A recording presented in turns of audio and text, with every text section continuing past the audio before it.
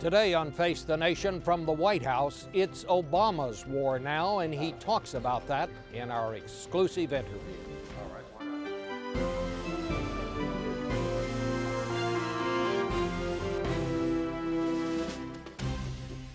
Face the Nation with CBS News Chief Washington Correspondent Bob Schieffer. And now from the Oval Office at the White House, Bob Schieffer. Mr. President, thank you for joining us. This economic crisis has been so severe that it has literally pushed all the other issues off the television, out of the newspapers. But as when you outlined your program for Afghanistan and the new strategy, it really underlined in the starkest terms that we may not be talking about these serious issues, but there's some very serious things going on out there. So I'd like to start there, please, if I could. This is a hugely ambitious plan. 22,000 more troops. You're going to increase spending by 60%. You said in your announcement, we must defeat al-Qaeda. Right. This has really now become your war, hasn't it? I think it's America's war. And it's the same war that we initiated after 9/11 as a consequence of those attacks on 3,000 Americans who were just going about their daily round. The focus over the last 7 years, I think, has been lost. What we want to do is to refocus attention on al-Qaeda. We are going to root out their networks, their bases. We are going to make sure that they cannot attack U.S. citizens, U.S. soil, U.S. interests, and our allies' interests around the world. In order for us to do that, we have to ensure that neither Afghanistan nor Pakistan can serve as a safe haven for al-Qaeda. And unfortunately, over the last several years, what we've seen is essentially al-Qaeda moving several miles from Afghanistan to Pakistan, but effectively still able to project their violence and hateful ideologies out into the world. You talked many times during your, as you outlined this strategy, about al-Qaeda in Pakistan. Right. You talked about safe havens in Pakistan. Right. Are you giving our commanders now in Afghanistan the green light to go after these people, even if they're in what used to be safe havens in Pakistan? Well, I haven't changed my approach. If we have a high-value target within our sights, after consulting with Pakistan, we're going after them. But our main thrust has to be to help Pakistan defeat these extremists. Now, one of the concerns that we've had building up over the last several years is a notion, I think, among the average Pakistani that this is somehow America's war and that they are not invested. And that attitude, I think, has led to a steady creep of extremism in Pakistan that is the greatest threat to the stability of the Pakistan government and ultimately the greatest threat to the Pakistani people. What we want to do is say to the Pakistani people, you are our friends, you are our allies. We are going to give you the tools to defeat al-Qaeda and to root out these safe havens, but we also expect some accountability. And we expect that you understand the severity and the nature of the threat. In addition, what we want to do is to help Pakistan grow its economy, to be able to provide basic services to its people. And that, I think, will help strengthen those efforts. If the Pakistan government doesn't have credibility, if they are weakened, then it's going to be much more difficult for them to deal with the extremism within their borders. But you're talking about going after them. Are you talking about with American boots on the ground, pursuing these people into these so-called safe havens? No. Our plan does not change the recognition of Pakistan as a sovereign government. We need to work with them and through them to deal with al-Qaeda. But we have to hold them much more accountable. And we have to recognize that part of our task in working with Pakistan is not just military. It's also our capacity to build their capacity through civilian interventions, through development, through aid assistance. And that's part of what you're seeing both in Afghanistan and Pakistan, I think is fully resourcing a comprehensive strategy that doesn't just rely on bullets or bombs, but also relies on agricultural specialists, on doctors, on engineers to help create an environment in which people recognize that they have much more at stake in partnering with us and the international community than giving into some of these extremist ideologies. How do you, what if they can't do it? What if they won't do it? I mean, we have reports now about members of Pakistan's intelligence service actually actively helping the Taliban and Al-Qaeda. Well, what if they don't do it? Some of those reports aren't new. There are a whole host of contingencies that we've got to deal with. I mean, this is going to be hard, Bob. I'm under no illusions. If it was easy, it would have already been completed. And so we're going to have to go with a strategy that is focused, that is narrowly targeted on defeating Al-Qaeda. We think that if you combine military, civilian, diplomatic, development approaches, if we are doing a much better job of coordinating with our allies, that we can be successful. But we recognize there are going to be a lot of hurdles between now and us finally having weakened Al-Qaeda or destroyed Al-Qaeda to the point that it doesn't pose a danger to us. And we will continue to monitor and adjust our strategies to make sure that we're not just going down blind alleys. Are you concerned at all? Because some people say the more troops you put in, it's just going to inflame the situation. It's going to make it worse. What do you say to them? Well, I'm very mindful of that. Look, I'm enough of a student of history to know that the United States in Vietnam and other countries and other epochs of history have overextended to the point where they were severely weakened. And the history in Afghanistan obviously shows that that country has not been very favorably disposed towards foreign intervention. And that's why a central part of our strategy is to train the Afghan National Army so that they are taking the lead increasingly to deal with extremists in their area. That's been one of the few success stories that we've seen over the last several years, is the Afghan National Army actually has great credibility. They're effective fighters. We need to grow that, and that's part of the reason why we want to make sure that there are trainers there. But the last point I would make, a request was made for increased troop levels in Afghanistan. I have already authorized 17,000. We're now adding 4,000 trainers specifically designed to train Afghan security forces. But what I've also said to the Department of Defense and what I will say to the American public is that we now have resourced properly this strategy. It's not going to be an open-ended commitment of infinite resources. We've just got to make sure that we are focused on achieving what we need to achieve with the resources we have. What you seem to be saying is we have to win. There's no choice here. So does that mean if more is needed, if the commanders come back to you and say, we may need more troops, Mr. President, to do this, you're going to be ready to do that? What I will not do is to simply assume that more troops always results in an improved situation. I think there was a good argument after us scrubbing this very hard and talking to a lot of our allies in the region, including the Pakistan, Afghanistan governments, the Europeans, and our other NATO allies, that this was the best strategy.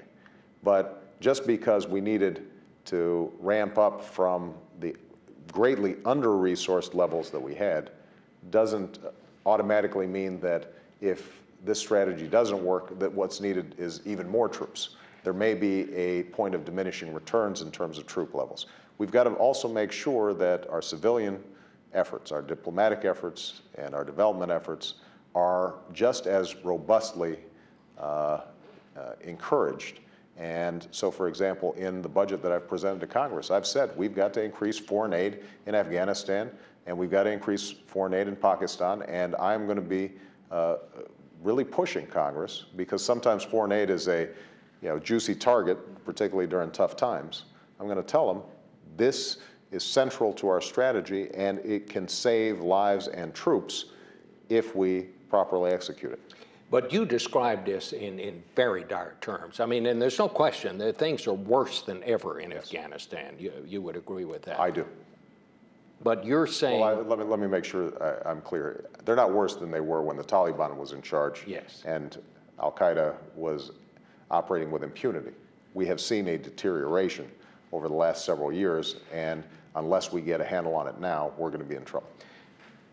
You said the other day in the 60 Minutes interview that you would not have thought at this point in your presidency that Iraq would be the least of your worries, something to that effect. Right. Are things going well enough there now that you may consider speeding up the withdrawal of troops from Iraq? No, I think the plan that we put forward in Iraq is the right one, which is let's have a very gradual withdrawal schedule through the national elections in Iraq. There's still work to be done on the political side to resolve differences between the various sectarian groups around issues like oil, around issues like provincial elections. And so we're going to continue to make progress on that front. I'm confident that we're moving in the right direction. But Iraq is not yet completed. We still have a lot of work to do. We still have a lot of training of Iraqi forces to improve their capacity. I'm confident, though, that we're moving in the right direction. Let me ask you about something closer to home, and that is Mexico. You talked about sending more aid to the Mexican government, but things down there are really serious, as you well know. It's my understanding that 90% of the guns that they're getting down in Mexico are coming from the United States. We don't seem to be doing a very good job of cutting off the gun flow.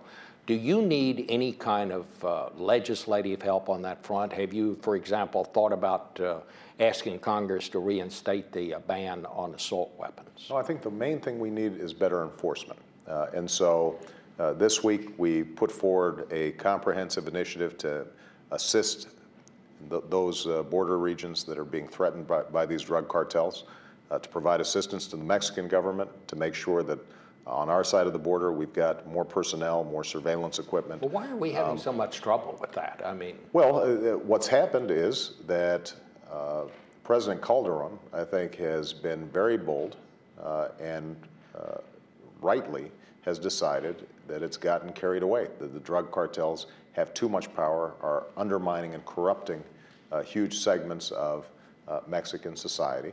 And so he has taken them on in the same way that when Elliot Ness took on Al Capone back during Prohibition, oftentimes that causes even more violence, and we're seeing that flare up. Do you think it's a threat to the United States security? I don't think that it is what would be called an existential threat, but it is a serious threat to those border communities, and it's gotten out of hand.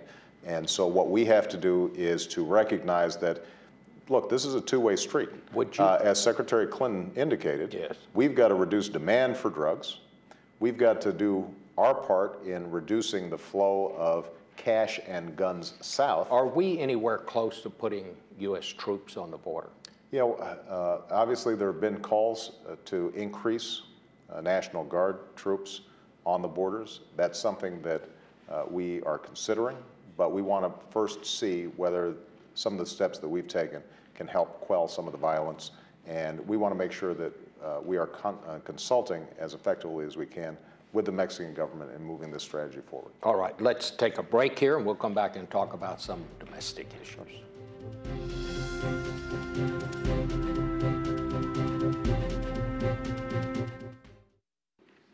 Mr. President, you're scheduled to announce on Monday what you plan to do with the auto industry as they're asking for more federal money. Right. You've told them they're going to have to cut back, present a different business plan. Our sources tell us that as far as the White House is concerned, they're not there yet. Do they have to do more in order to get this money? Yes. They're not quite there yet. There's been some serious efforts to deal with a combination of long-standing problems in the auto industry and the current crisis, which has seen the market for new cars drop from 14 million to 9 million. Everybody's having problems, even Toyota and other very profitable companies. And so what we're trying to let them know is that we want to have a successful auto industry, U.S. auto industry. We think we can have a successful U.S. auto industry, but it's got to be one that's realistically designed to weather this storm and to emerge at the other end much more lean, mean, and competitive than it currently is. And that's going to mean a set of sacrifices from all parties involved: management, labor, shareholders, creditors, suppliers, dealers. Everybody's going to have to come to the table and say it's important for us to take serious restructuring steps now in order to preserve a brighter future down the road. But they're not there yet. They're not there yet. You campaigned on cutting taxes for the middle class. And yet lately, I don't see any middle class tax cut in the version of the budget that's going through the Senate right now. You have suggested that maybe you'd let the tax cut you put for the middle class in the stimulus bill run out next year. Can you tell us, are you still pushing a middle class tax cut? I know you said you want the Congress to follow the principles you set out, your priorities, education, reducing the deficit, health care, and so on, and education. But have you abandoned the middle class tax cut? Absolutely not. Now, first of all, let's understand, Bob, I've delivered that middle class tax cut for 2 years in the stimulus package. So people will be getting... This year and next year. That's right. But are you going to let that run out? Hold on a second. They'll be seeing their tax cuts in their paychecks starting on April 1st for 95% of working families, just as we promised. I strongly believe that we should continue those tax cuts. We should make them permanent because the average worker out there, the average family, saw their wages and incomes flatline even during boom times over the last decade. And there's been a huge growth in income at the very top echelons, but not for average American workers. They've been losing ground. So I think it's the right thing to do. What I've also said, though, is we've got to pay for it. Now, in my original budget, we had a way of paying for it. And some of the proposals that we had made, members of Congress have said, well, we're not quite comfortable with that. So what I've said is, if you don't want to pay for it in those ways, let's find another way to pay for it. I think it's still the right thing to do. And I'm going to be pushing as hard as I can to get it done in this budget. If it's not done in this budget, then I'm going to keep on pushing for it next year and the year afterwards so that we don't see a drop-off after the 2 years the tax cuts are out there. The Congress may want to find a different way to pay for it, but you're going to insist on a middle-class tax cut. I want to ask you also about these bonuses and all that on Wall Street. Congress expressed outrage. You seemed outraged. And then after this House passed the bill to get that money back with some kind of taxes on those people, you seemed to throw a little cold water on that. Right. You said we shouldn't legislate out of anger. Have you now, on reflection, decided that maybe you let that go a little too far? Oh, no, I think that the anger was justified. And had we not seen some healthy expressions of anger, we wouldn't have gotten $50 million of those bonuses back that had been sent to AIG. But what I consistently said, and I said this even on the first day when I announced that, in fact, we were going to do everything we could to get some of those bonuses back, I said at the time that it is important to keep our eye on the ball. My most important job is to get this economy moving again, to get credit flowing again so that businesses, large and small, can start rehiring, open their doors, and we can start seeing economic growth again. That's my most important job. Mm-hmm. What I don't want is that larger project to be threatened by short-term gratifications of our legitimate frustrations with some of the behavior that we've seen on Wall Street. And I met with bankers and some of the... Did you talk about that in your big meeting with the bankers here at the White House? I talked to them, and what I said was, look, first of all, there are a lot of bankers that are doing good work in the community, that are acting responsibly, that haven't taken huge risks. I understand that. But understand that for the average single mom who is just barely struggling to pay her mortgage or medical bills for her kid, who's paying her taxes, who's playing by the rules, and then finds out that a taxpayer-assisted firm is paying out multi-million-dollar bonuses, that's just not acceptable. Show some restraint. Show that you get that this is a crisis and everybody has to make sacrifices. So what did they say? They agreed, and they recognized it. Now, the proof of the pudding's in the eating. So I expect to see that restraint operate. Another way of putting it, as I said to those folks, let me help you, help me help you. Okay. It's very difficult for me as president to call on the American people to make sacrifices to help shore up the financial system if there's no sense of mutual obligation and mutual help. Now, the flip side is I've got to explain to the American people, we're not going to get this recovery if we don't see a recovery of the financial sector. And there's no separation between Main Street and Wall Street. We're all in this together, and it's my job to help keep that focus as we move forward. One more question, Mr. President. This week, I went down to Monticello, Thomas Jefferson's home, where they have this wonderful new visitor center. And one of the historians down there reminded me that Thomas Jefferson once said the presidency is a splendid misery. But at the end of his term, he also said, quote, that the presidency had brought him nothing but increasing drudgery and a daily loss of friends.